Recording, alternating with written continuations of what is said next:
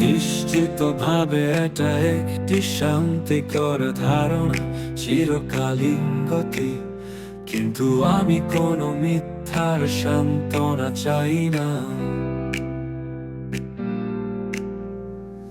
কারণ আমি শেষটা দেখেছি এবং সেখানে কোনো আরোহণ নেই। যখন আমি ছোট ছিলাম, অন্য শিশুদের দ্বারা বলা হয়েছিল আমার শেষ হবে মাটির নিচে নির্যাতনে। কারণ আমি দেখি না তারা যা দেখে, যখন মৃত্যু আমার দিকে তাকিয়ে থাকে।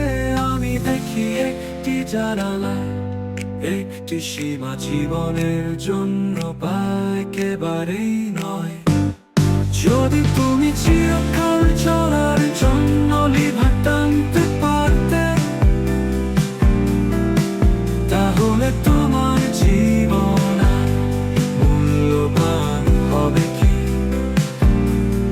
নিশ্চিতভাবে এটা একটি শান্তিকর ধারণা, চিরকাল